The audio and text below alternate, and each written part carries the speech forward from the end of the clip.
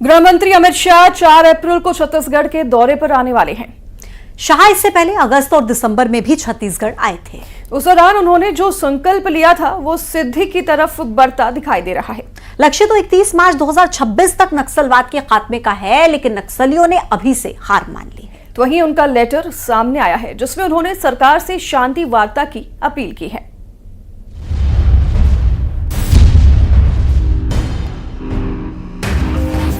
चौबीस मार्च को शांति वार्ता समिति ने मध्य भारत में चल रहे युद्ध को तुरंत रोका जाना चाहिए।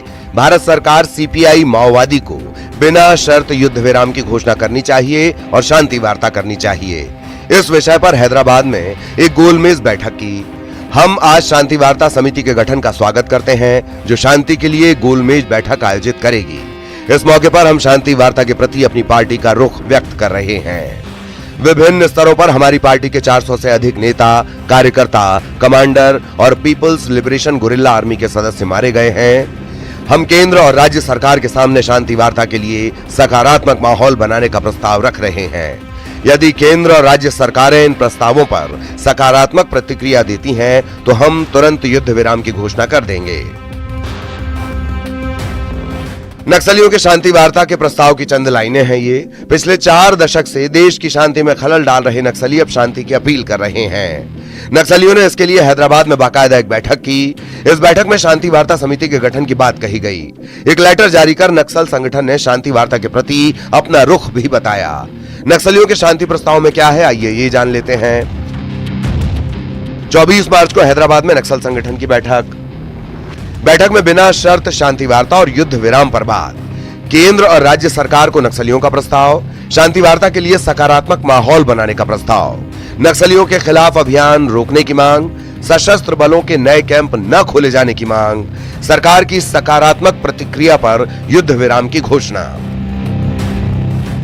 अब सवाल है कि नक्सलियों के रुख में यह बदलाव क्यों और कैसे आया। नक्सलियों से हथियार छोड़ने की अपील सालों से की जा रही है। कई प्रयास किए गए लेकिन नक्सल हिंसा जारी है। तो अब नक्सली क्यों शांति वार्ता की गुहार लगा रहे हैं? इसकी वजह है गृह मंत्री अमित शाह का अल्टीमेटम।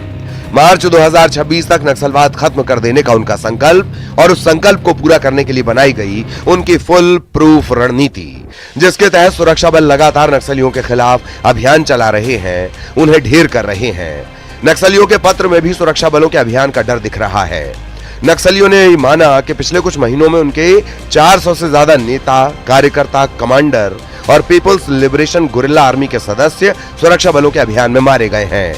नक्सलियों को अब यह लगने लगा है कि अगर अब भी हिंसा का रास्ता नहीं छोड़ते तो उनका अंत नजदीक है, जिसकी वजह से नक्सलियों में कोहराम है और वो युद्ध विराम की बात कह रहे हैं।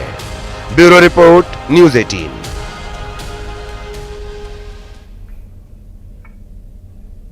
तो वहीं नक्सली शांति की गुहार लगा रहे हैं और आखिर क्यों, इसकी वजह जानना भी जरूरी है। पिछले कुछ महीनों